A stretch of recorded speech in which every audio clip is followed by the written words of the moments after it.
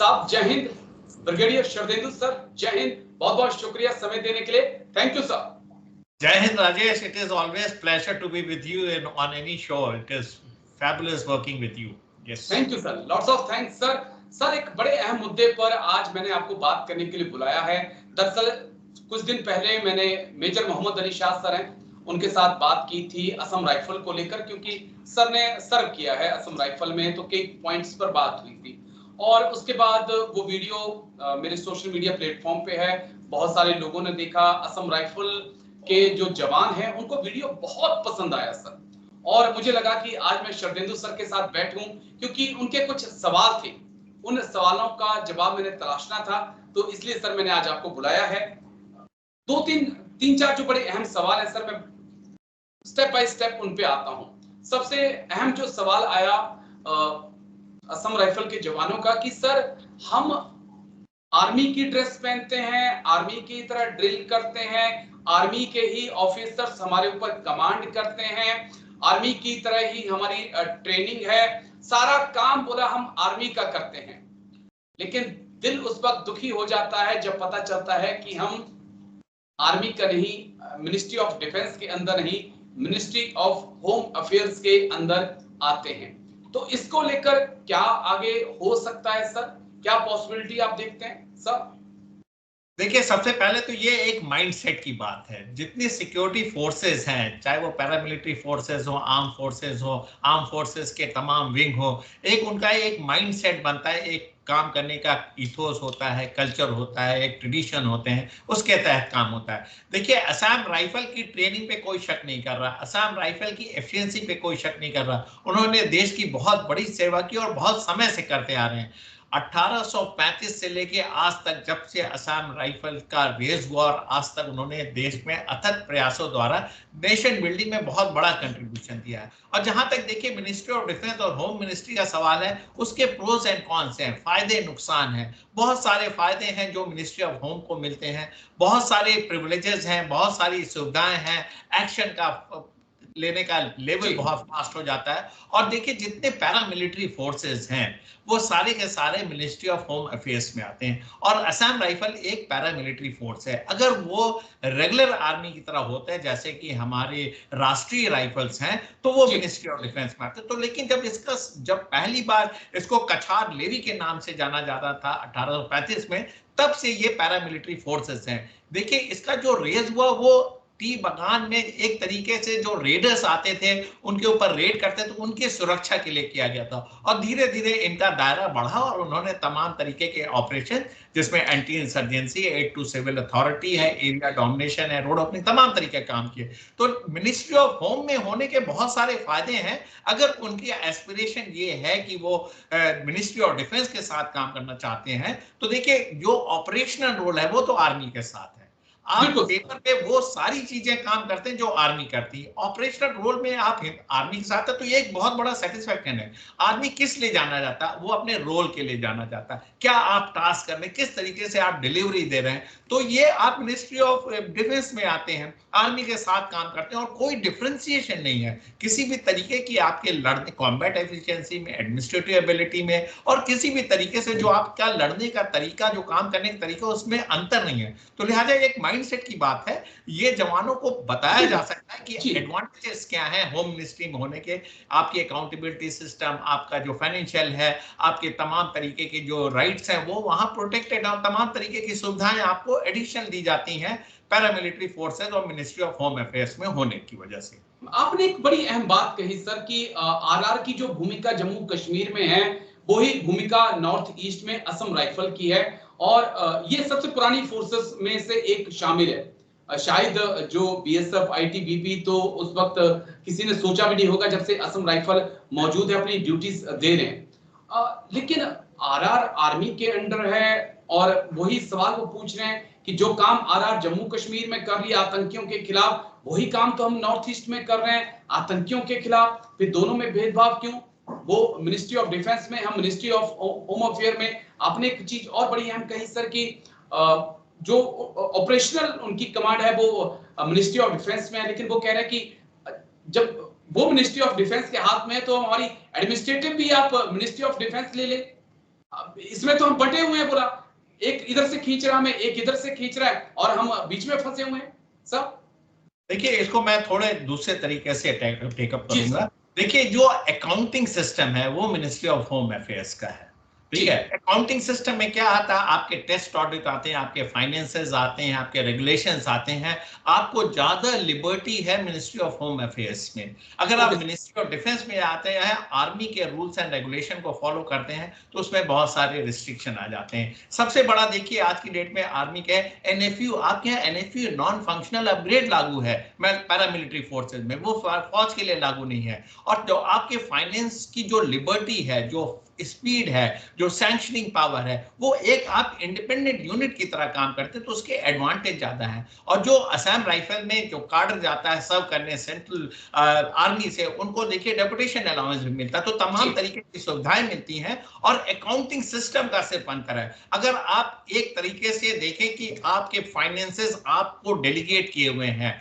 आपके राशन, आपकी administrative requirement, आपका फाइनेंस का जो आईजी असम राइफल उस हेडक्वार्टर से फ्लो डाउन करता है। और जो जहां तक फंड एलोकेशन का सवाल है, मेरा मानना है कि मिनिस्ट्री ऑफ होम अफेयर्स में किसी भी तरीके का रिस्ट्रिक्शन नहीं है, तमाम तरीके की सुविधाएं दी जाती। तो ये एक अकाउंटिंग सिस्टम है, आप इसको इतना बस ध्यान रखें। ऑपरेशनल रोल में कोई अंतर नहीं। आपको क्या एडवांटेज मिल जाएगा मिनिस्ट्री ऑफ डिफेंस में आने से, ये एक बहुत बड़ा क्वेश्चन मार्क है। अगर आप पैरामिलिट्री फोर्सेस के पार्ट हैं तो आपको मिनिस्ट्री ऑफ होम अफेयर्स में रहना पड़ेगा, क्योंकि ये चीज आईटीबीपी के लिए लागू है, बॉर्डर सिक्योरिटी फोर्सेस के लिए, सीआरपीएफ के लिए, तमाम ऐसी संस्था के लिए। तो सिर्फ आप एक अर्ध सैनिक बल है, लिहाजा आप मिनिस्ट्री ऑफ होम अफेयर्स में। लेकिन इसमें मैं बहुत लॉजिक नहीं देखता हूं कि अगर आप मिनिस्ट्री ऑफ डिफेंस में आ जाएंगे तो ऐसे आपको कौन सी एडिशनल सुविधाएं मिल जाएंगी जो आपको अभी नहीं मिल रही हैं। आपके पास तीन ऑप्शन है, सेंट्रल गवर्नमेंट के जो सीजीएचएस स्कीम है उसको फॉलो कर लीजिए, या आप मेडिकल अलाउंस ले लीजिए, या ईसीएचएस का कार्ड। आपके पास ऑप्शन बहुत सारे हैं।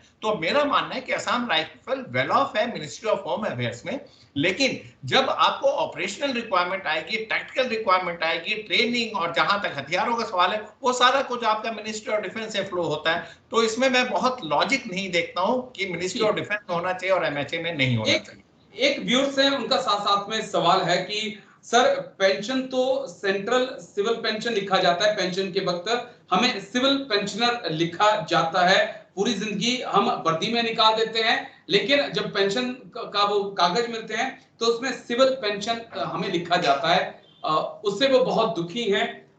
एक और है साथ साथ में, वो कह रहे हैं कि हमारा ऑफिसर बेस्ड कैडर नहीं है, कि असम राइफल हमारे ऊपर जो कमांड करने के लिए होते हैं वो आर्मी से ज्यादातर ऑफिसर्स आते हैं, हमारा ऑफिसर्स हैं लेकिन बहुत कम परसेंटेज में है, उसे आप कैसे देखते हैं सर? देखिए जो आपका लास्ट पॉइंट है वो मैं उसको पहले हैंडल करूंगा। देखिए जहां तक ऑफिसर कार्टर का सवाल है, आज की डेट में जो मेरी जानकारी है उसमें 80-20 है, 80% आर्मी का कार्डर है और 20% उनके असम राइफल के जो जवान प्रमोट होकर ऑफिसर बनते हैं वो कार्डर है। लेकिन इसमें अगर वो चाहते हैं, अगर उनका आज की डेट में देखिए हर एक के एस्पिरेशन लेवल बहुत ज्यादा है, हर आदमी अपने तरीके से अपने ऑर्गेनाइजेशन को लीड करना चाहता है। अगर उनकी ये संख्या देखिए, जवान से प्रमोट होके वो ऑफिसर बनते हैं, डायरेक्ट ऑफिसर कार्डर का इंडक्शन नहीं है।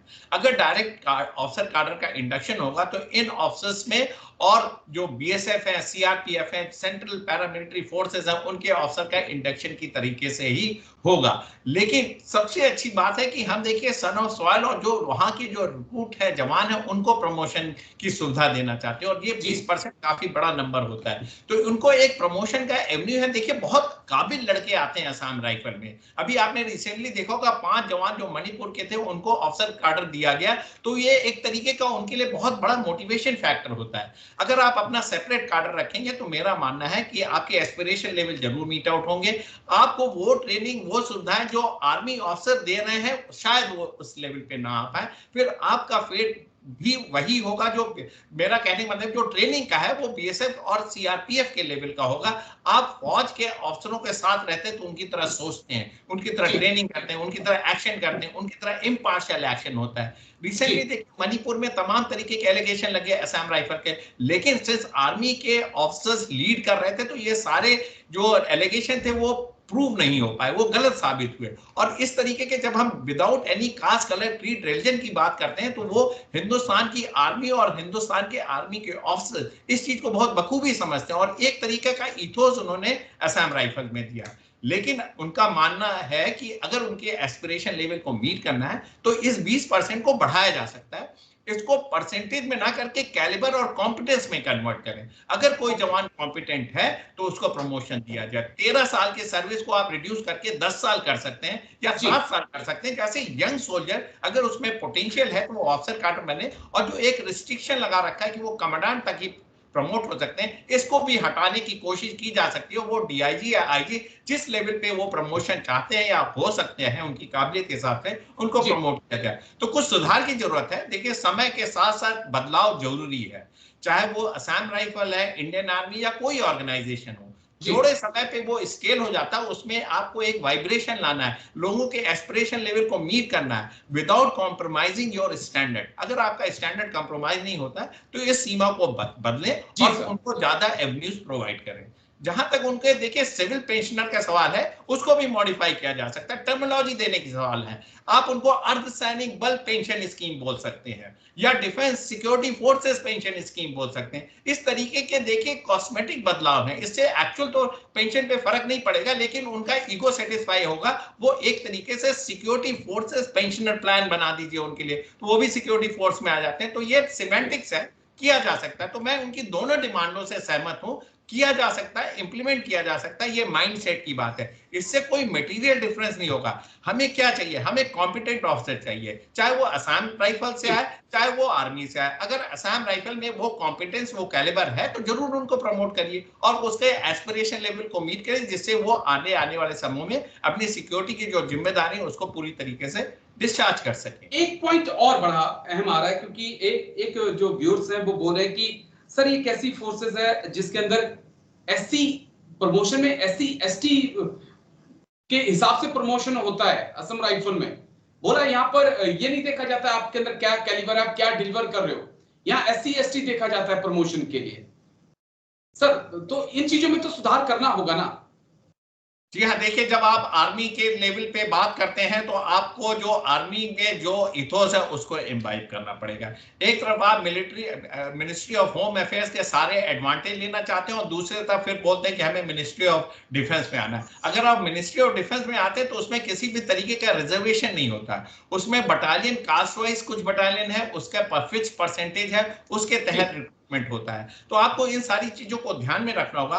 आप बेस्ट ऑफ एवरी सिस्टम नहीं ले सकते हैं। अगर आप मिनिस्ट्री ऑफ होम अफेयर्स में तो उनके जो सेंट्रल गवर्नमेंट के और जो संविधान की जो सुविधाएं हैं वो आपको मिलेंगी। उसमें आपको एससी एसटी का रिजर्वेशन, इसके तहत आईपीएस में भी ऐसे ही प्रमोशन होते हैं, पैरामिलिट्री फोर्सेस में भी ऐसे ही प्रमोशन होते हैं और असम राइफल में भी होते हैं। और ये टेस्ट ऑफ द टाइम है, वो टाइम एंड अगेन ये प्रूव हो चुका है कि इस तरीके की चीजों ने रिजल्ट दिया है। तो आप एक तरफ तो अपने को पूरी तरीके से कॉम्बटाइज रखते हैं, दूसरे तरीके से एससी एसटी और का रिजर्वेशन के तहत प्रमोशन लेना चाहते हैं। लेकिन सबसे बड़ी बात होती है वो आपका एक्सपीरियंस।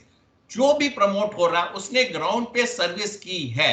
प्रमोशन के समय जरूर इस तरीके का डिसग्रंटलमेंट हो सकता है कि जूनियर सीनियर बन गया, सीनियर जूनियर हो गया, लेकिन इन सारी सुविधाओं को मेरा मानना है अगर क्रीमी लेयर को फुल्ली इंप्लीमेंट करते तो वो भी खत्म हो जाएगा। अगर आप सिर्फ इंडक्शन में उसको आप रिजर्वेशन देते हैं और प्रमोशन में ये चीजें नहीं लागू करते हैं और ये सिर्फ डिफेंस फोर्सेज या सिक्योरिटी फोर्सेज के लिए लागू हो तो ये प्रोविजन खत्म हो सकता है। तो एक इंडियन आर्मी या कोई भी सिक्योरिटी फोर्स, असम राइफल कोई ले लीजिए, सीनियरिटी बेस्ड है। हमारा हायरार्की सिस्टम नहीं तो नायक हवलदार की नहीं सुनेगा, हवलदार नायक सूबेदार की नहीं सुनेगा। तो अगर आप इस हायरार्की को, इस सर्विस प्रोफाइल को मेंटेन रखते हैं तो आप प्रमोशन में इस तरीके के रिजर्वेशन को रिकंसिडर कर सकते हैं। उनका मानना बिल्कुल सही है, लेकिन जब तक रूल अमेंड नहीं होते, देखिए आज की डेट में असम राइफल अपने असम राइफल के जो नियम है उसके तहत चल रहा है, तो उसके जो प्रोविजन है उसका समय आ रखा रिव्यू करने के लिए। पॉइंट जेन्युइन है, प्रमोशन में इस तरीके की अगर स्पेशल प्रिविलेजेस मिलता है तो एक तरीके का डिससेटिस्फैक्शन हो सकता है, इसको रिव्यू करने की जरूरत है। मैं आपके इस पॉइंट को पूरी तरीके से करता हूं। बिल्कुल सर, एक पॉइंट और बड़ा अहम जो आ रहा है कि असम राइफल की 2 बटालियन को जम्मू कश्मीर में तैनात किया गया है। असम राइफल ने बहुत अच्छा काम किया नॉर्थ ईस्ट में। आज जो मिलिटेंसी है उस पर अगर कंट्रोल हो पाया है तो इसका बहुत सारा क्रेडिट असम राइफल को जाता है। नॉर्थ ईस्ट में के बाद जम्मू कश्मीर में आप असम राइफल की भूमिका को कैसे देखते हैं सर? क्योंकि भौगोलिक परिस्थितियां बहुत अलग हैं, मिलिटेंसी बहुत अलग है, बोलचाल, भाषा सब कुछ चेंज है। कैसे देखेंगे सर आप? देखिए, असम राइफल ये पहली बार जेएनके में 2 बटालियन नहीं गई है। जब जी, मैं था जेएनके में उस समय भी असम राइफल की 2 बटालियन वहां ऑपरेट कर रही थी, तो ओके इनका सर। एक्सपीरियंस है। आप एक जगह पे देखिए, हिंदुस्तान के सिक्योरिटी कंसर्न जहां जहां होंगे, हम सारे सिक्योरिटी फोर्सेस के जितने भी सदस्य लोग हैं उनको वहां जाने के लिए तैयार रहना चाहिए। और 2 बटालियन वहां पे इसलिए डिप्लॉय हैं क्योंकि उनका एक स्पेसिफिक एक्सपर्टीज है। एंटी इंसर्जेंसी में आप असम राइफल का महारत हासिल है। वो तमाम तरीके की इस तरीके की एंटी रॉयट, एंटी इंसर्जेंसी में वो उनका जो इंटेलिजेंस नेटवर्क है, जो काम करते हैं, वो अलग किस्म का है। तो देखिए, हिंदुस्तान आर्मी के ऑफिसर उनको कमांड करते हैं, उनके कार्डर बेस्ड ऑफिसर भी बटालियन में होते हैं। तो अगर वो असम में ऑपरेट करें या जेएनके में ऑपरेट करें, हमारा मोडस ऑपरेंडी वही है, सिखलाई वही है, इंट सेटअप वही है। और जो आप काम करते हैं, जो लोगों के बीच में अपनी पैड बना के जो इंटेलिजेंस गैदर करते हैं, उसमें असम राइफल का कोई तोड़ नहीं है। तो लिहाजा वो बहुत सक्सेसफुल ऑपरेशन कर रहे हैं। और हमारा मानना है कि ऐसा कोई उनके दिमाग में हिचक नहीं है। वो देखिए, उन्होंने आईपीकेएफ के भी ऑपरेशन में वो कहते, श्रीलंका में भी उन्होंने ऑपरेट किया था। तो इस तरीके की चीजें हैं। सिक्योरिटी फोर्सेस के लिए ये इशू नहीं है। ये क्वेश्चन इसलिए रेज किया जाता है जिससे कि आप अपने मुद्दे को सेंसिटाइज कर सके। लेकिन अगर आप उस बटालियन के कमांडेंट या असिस्टेंट कमांडेंट, एडजुटेंट या उनके जवानों से बात करेंगे तो वो सेटिस्फाइड है। वो बोलेंगे कि आपको इस तरीके का ऑपरेशनल एक्सपीरियंस मिलना चाहिए। तो ये बटालियन देखिए रोटेट करती है। और कई बार मैंने देखा कि वहां पे उन्होंने इतने सारे रिजल्ट दिए कि बटालियन को कई सारे उनको साइटेशन, रिवार्ड वगैरह मिले हैं। तो एक अच्छा काम कर रहे हैं और ये प्रथा जारी रहनी चाहिए। आप आसान राइफल है, इसका मतलब ये नहीं कि आप जेएनके में ऑपरेट नहीं करेंगे। सिक्योरिटी की रिक्वायरमेंट कहीं भी दुनिया में आएगी, अगर आपको एक बटालियन को डिप्लॉय किया जाता है तो आप सारे सिक्योरिटी फोर्सेस का इथोस है कि वहां खुशी खुशी जाके वो रिजल्ट मैं 2-3 कड़वे सवाल आपसे पूछने जा रहा हूं। अब असम राइफल का जो जवान है वो अपने आप को सैनिक समझे या पुलिस का जो कांस्टेबल है वो समझे? मैं ये इसलिए पूछ रहा हूं क्योंकि एक जो जवान है वो कह रहे हैं सर, बहादुरी में हमें सेना मेडल मिला करता था, आज हमसे सेना मेडल भी छीन लिया गया। देखिए, ऐसा है कि ये असम राइफल के जितने अवार्ड है वो पीस टाइम के अवार्ड मिलते हैं। अशोक चक्र मिला है, कीर्ति चक्र मिला है। वो अगर आप उनकी लिस्ट देखेंगे तमाम तरीके के अवार्ड्स उनको मिले हुए हैं। तो ये सोल्जर ही है। मैं उनमें बिल्कुल किसी भी तरीके का डिफरेंशिएशन नहीं करता हूं। आप किसी भी तरीके से अपने को पुलिस ना समझे, ये पुलिस ऑर्गेनाइजेशन नहीं है। पहली चीज तो नाम ही है अर्धसैनिक बल, नंबर 1। लेकिन अर्धसैनिक बल से भी आपका दर्जा कहीं ज्यादा है। आप एक सोल्जर हैं। आपके जो कमांड चैनल है, आपकी जो ट्रेनिंग है, आपकी सिखलाई है, वो सारा कुछ किसी भी सैनिक से कम नहीं है। तो ये दिमाग से निकाल दें कि आप पुलिस हैं, नंबर 1। नंबर 2, आप सिक्योरिटी फोर्सेस के एक अहम किरदार निभाते हैं, एक अहम रोल प्ले करते हैं। और आप भारतीय सेना के पेपर पे हिस्सा ना होके, लेकिन ग्राउंड पे आप जरूर हिस्सा हैं हिंदुस्तान आर्मी के। जी, बस 2 सवाल शायद एक साथ ही उनका जवाब आप दे दीजिएगा क्योंकि लंबा वक्त मैंने आपसे ले लिया है। एक सवाल ये कि क्या आने वाले वक्त में भारत सरकार सोच सकती है, क्योंकि एक लंबा तजुर्बा, लंबा बैकग्राउंड, लंबा इतिहास असम राइफल का है, तो क्या इसे मिनिस्ट्री ऑफ डिफेंस में आने वाले वक्त में शामिल किया जा सकता है? क्या इस पे विचार किया जा सकता है? और दूसरा ये कि क्या हम वाकई में असम राइफल की जो एफिशिएंसी है, जो उन ऑपरेशन करने की उनके पास क्षमता है, हम उसका सही में इस्तेमाल कर पा रहे हैं, या आर्मी में आ जाए तो हम ज्यादा बेहतर तरीके से उसका यूज कर सकते हैं, उस मैन पावर का? देखिए, सबसे पहले तो मैं इनको ये बता दूं कि असम राइफल का मिनिस्ट्री ऑफ डिफेंस में इसलिए आना अभी फॉर द टाइमिंग नहीं संभव दिखता है क्योंकि एक तरीके से हम एक कैपिंग करते हैं हिंदुस्तान आर्मी का। अगर क्वांटिफाई करते हैं, 13 से 14 लाख की आर्मी है। अगर उसमें 65-70 हजार या इतने लोगों को और ऐड करने जाएगा तो एक तरीके से हमारे संख्या में इजाफा होता है। और तमाम तरीके के वर्ड में जब हम एक पीस की बात करते हैं, कॉस्ट कटिंग की बात करते हैं, सिक्योरिटी फोर्सेस को मिनिमम यूज करने की बात करते हैं, तो उसमें इजाफा हम नहीं दिखा सकते। और साथ में आपके पड़ोसी मुल्कों को एक इंसेंटिव मिलता है फर्दर रिक्रूटमेंट करने का और तमाम तरीके के हथियारों को लेने का। जब आप एक मैट्रिक्स बनाते हैं, हिंदुस्तान आर्मी की संख्या क्या है, एयरफोर्स नेवी की संख्या क्या है, उसी मैट्रिक्स पे पाकिस्तान या चाइना अपने तमाम तरीके की प्लानिंग करता है। अगर उसमें 1 लाख का इजाफा अज़ाम राइफल का होगा तो उनकी तरफ से तमाम तरीके की ऐसी अनेक रिक्रूटमेंट प्रोसेस को बढ़ाया जाएगा, वॉर वेजिंग मटेरियल को बढ़ाया जाएगा, जिससे वो हिंदुस्तान आर्मी को चेक कर सकें। तो लिहाजा हम इस रैट रेस में नहीं पड़ना चाहते हैं। और हिंदुस्तान की आर्मी में टाइम टू टाइम हमने कॉस्ट कटिंग की है, मैन पावर कटिंग की है, और हमने जो टीथ है उसको बढ़ा के टेल को कट करने की कोशिश की है। तो मेरा मानना है कि डिफरेंट ऑर्गेनाइजेशन को अगर हम डिफरेंट पहलू में और डिफरेंट तरीके से यूज करते हैं और एरिया स्पेसिफिक यूज करते हैं तो इससे बहुत ज्यादा हमें फायदा मिलता है। एक आपका इंटेलिजेंस नेटवर्क स्ट्रांग हो जाता है, आप उस जमीन की बनावट को अच्छे से जानते हैं, एक ऑपरेशनल एफिशिएंसी आपकी बढ़ती है, और साथ में जो ईज ऑफ ऑपरेशन है विद मिनिमम एफर्ट वो आप लागू कर पाते हैं। तो अगर मिनिस्ट्री ऑफ डिफेंस में ऐड करते हैं तो संख्या बढ़ती हुई दिख रही है। मिनिस्ट्री ऑफ होम अफेयर आपके इंटरनल सिक्योरिटी का मामला को हैंडल करते हैं, लिहाजा उनका उसमें बने रहना और एक फोर्स तरीके से पीसफुल प्रोजेक्शन करना इंडियन आर्मी का, वो एक मकसद होता है। ये मेरा और सबसे अच्छी बात भी है कि जहां तक मेरा नॉलेज है कि एक लंबी सर्विस आप असम राइफल में कर सकते हैं। ऐसे काफी लोग हैं जो 55-60 ईयर्स तक शायद जॉब कर सकते हैं। इंडियन आर्मी का की तरफ अगर आप देख रहे हैं, उसकी तरफ बनना चाहते हैं, तो फिर आज अग्निवीर का भी एक कंसेप्ट है, तो वो फिर उनको और टेंशन दे सकता है, क्योंकि बहुत सारे लोग हैं जो अब सीएपीएफ में जाना ज्यादा पसंद कर रहे हैं ताकि एक लाइफ भर की जॉब की गारंटी बनी रहे। तो लेकिन शुक्रिया सर आपका, आप आए और बहुत बारीकी से आपने समझाया। आई होप मेरे दर्शकों को ये वीडियो बहुत पसंद आएगा। थैंक यू सर, जय Hind. Thank you sir. Thank you Rajesh, it is always pleasure working with you. Thank you sir. जय हिंद सर। जय